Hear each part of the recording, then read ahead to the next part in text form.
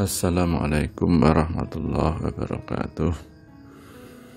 Innal hamdalillah nahmaduhu wa nasta'inuhu wa nastaghfiruh wa na'udzu billahi min syururi anfusina wa min sayyiati a'malina may yahdihillahu fala mudhillalah wa may yudlil fala hadiyalah. Asyhadu an la ilaha illallah wa asyhadu anna Muhammadar Rasulullah. Allahumma shalli wa sallim ala Muhammad wa ala ali Muhammad. Amma ba'd.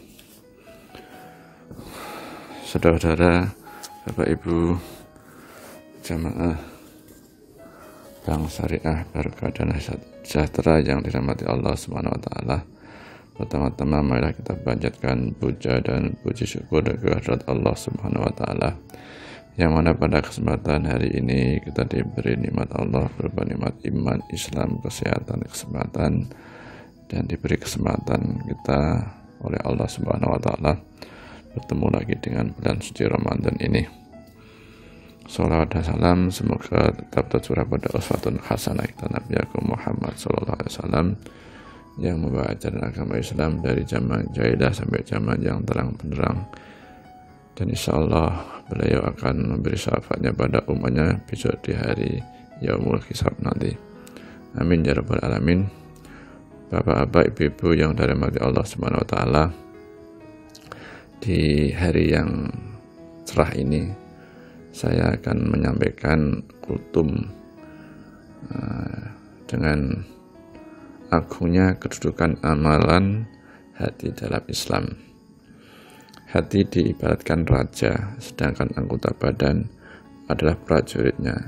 Bila raja baik, maka akan baik pula urusan para prajuritnya. Bila buruk, maka demikian pula urusan para prajuritnya. Oleh sebab itu, dalam Islam, amalan hati memiliki kedudukan yang agung. Bisa dikatakan, pahala dari amalan hati lebih besar dari amalan badan. Sebagaimana dosa hati lebih besar daripada dosa badan. Oleh karena itu kita dapati dosa kufur dan kemunafikan lebih besar daripada dosa zina, riba, minum khamr, judi, dan lain sebagainya. Hati adalah standar kebaikan amalan badan. Ia ibarat pemimpin bagi badan. Baiknya hati akan berpengaruh pada baiknya amalan badan, dan buruknya hati akan berpengaruh pada buruknya amalan badan. Rasulullah SAW bersabda, ketahuilah sesungguhnya di dalam tubuh manusia terdapat segumpal daging. Jika ia baik, seluruh tubuh baik. Jika ia buruk, seluruh tubuh juga buruk. Ketahuilah segumpal daging itu adalah hati. Hadis riwayat Muslim.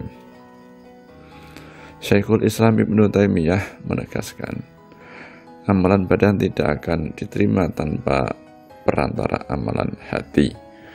Karena hati adalah raja, sedangkan anggota badan ibarat prajuritnya. Bila sang raja buruk, maka akan buruk pula seluruh prajuritnya. Begitu pula kita mengenal bahwa agama ini memiliki 3 tingkatan, yakni Islam, kemudian di atasnya adalah iman, kemudian di atasnya lagi adalah ihsan. Sebagaimana dijelaskan dalam hadis Jibril berikut dari Umar bin Khattab radhiyallahu anhu, beliau berkata, suatu hari ketika kami duduk di dekat Rasulullah SAW, tiba-tiba datang seorang laki-laki yang mengenakan baju sangat putih dan berambut hitam atau bersih. Tidak ada bekas-bekas perjalanan jauh orang asing tersebut, dan tidak seorang pun di antara kami yang mengenalnya. Kemudian dia duduk di hadapan Nabi Muhammad SAW, lalu menempelkan kedua lututnya kepada lutut beliau dan meletakkan kedua telapak tangannya di paha beliau Rasulullah SAW sambil berkata, wahai Muhammad, beritahukanlah kepadaku tentang Islam. Rasulullah SAW menjawab, Islam adalah kamu bersaksi bahwa tiada Tuhan yang berhak disembah selain Allah Subhanahu wa Ta'ala, dan bahwa Muhammad adalah utusan Allah. Kamu mendirikan sholat, menunaikan zakat, puasa Ramadan, dan pergi haji jika kamu mampu. Kemudian dia berkata, engkau benar. Kami semua heran. Dia yang bertanya, dia pula yang membenarkannya. Kemudian dia bertanya lagi, beritahukanlah kepadaku tentang iman. Rasulullah juga menjawab, kamu beriman pada Allah Subhanahu wa Ta'ala, malaikat-malaikatnya, kitab-kitabnya, rasulnya, dan hari akhir, dan kamu beriman kepada qadar yang baik maupun yang buruk. Dia berkata, engkau benar. Kemudian berkata lagi, beritahukanlah kepadaku tentang ihsan. Baginda Rasulullah SAW menjawab, ihsan adalah kamu beribadah kepada Allah SWT seakan-akan kamu melihatnya. Jika kamu tidak merasa melihat, ketahuilah bahwa dia Allah melihatmu. Hadis riwayat Muslim. Jamaah yang dirahmati Allah Subhanahu wa Ta'ala, Syekh Abdul Muhsin Al-Abbad, ulama dari Madinah, menerangkan saat membahas hadis di atas. Tingkatan agama ini ada 3. Pertama Islam, kemudian yang kedua adalah iman, lalu ihsan. Setiap tingkatan lebih sempurna dari tingkatan sebelumnya, dan setiap tingkatan masuk dalam cakupan tingkatan sebelumnya. Maka setiap mukmin adalah muslim, setiap muhsin adalah mukmin dan juga muslim. Karena tingkatan ihsan adalah tingkatan paling sempurna, kemudian di bawahnya ada iman, di bawahnya lagi adalah Islam. 2 tingkatan di antaranya adalah iman dan ihsan adalah berkaitan dengan amalan hati, yang mana 2 hal ini berada di atas derajat Islam yang pengertiannya adalah amalan badan. Karena Islam bila disebut bersamaan dengan iman, maka masing-masing memiliki pengertian berbeda, yaitu Islam adalah amalan badan, sedangkan iman adalah amalan hati.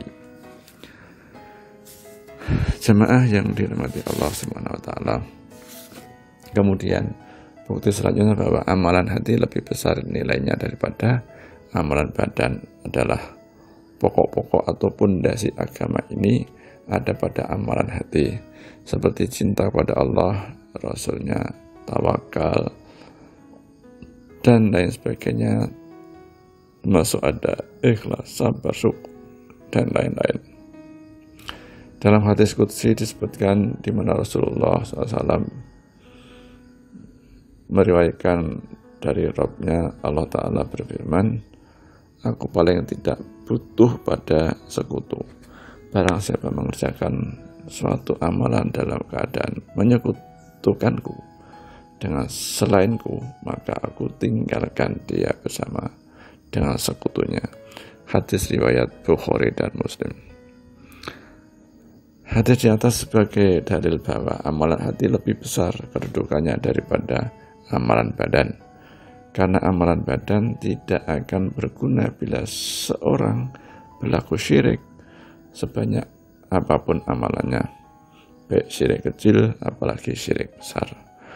Seperti seorang bersedekah karena riya atau memperlihatkan, dan riya ini letaknya di hati, maka akan sia-sialah pahalanya. Sebesar apapun nominal sedekah yang ia keluarkan, atau membaca Al-Quran supaya dipuji suaranya oleh orang-orang banyak, atau sum'ah, ini juga akan sia-sia pahalanya, meski sebagus apapun lantunannya. Para ulama juga menjelaskan bahwa besar kecilnya pahala berkaitan erat dengan keadaan niat dalam hati seseorang. Al-a'malu binniyat. Semua amal atau perbuatan tergantung niat. Ini juga bukti bahwa amalan hati memiliki kedudukan yang tinggi. Bisa jadi amalan kecil menjadi besar, nilainya, pahalanya disebabkan oleh niat. Bisa jadi pula amalan besar menjadi kecil, pahalanya disebabkan oleh niat juga. Jemaah yang dirahmati Allah Subhanahu wa taala, demikian pula dosa-dosa kecil akan menjadi besar bila dilakukan disertai rasa menyepelekan, dan dosa besar akan lenyap bila pelakunya merasa bersalah, menyesal, beristighfar dan bertaubat pada Allah Subhanahu wa taala. Semua ini kaitannya dengan hati.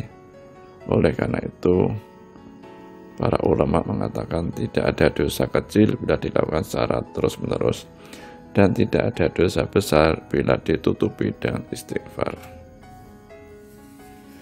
Jemaah yang dirahmati Allah Subhanahu wa taala, demikianlah kultum pada hari ini yang singkat, mudah-mudahan banyak manfaat. Apabila ada kebenaran dari Allah Subhanahu wa taala, apabila ada kesalahan itu dari kebodohan dan kekurangan saya, demikianlah hati akan menyetir badan kita, menyetir otak kita, sehingga menggerakkan tubuh kita. Kalau hati kita baik, apa yang kita kerjakan, yang kita amalkan menjadi baik. Apabila hati kita buruk atau jelek, perbuatan kita juga menjadi tidak baik dan tidak terpuji. Mudah-mudahan bermanfaat. Kurang lebih mohon maaf. Assalamualaikum warahmatullahi wabarakatuh.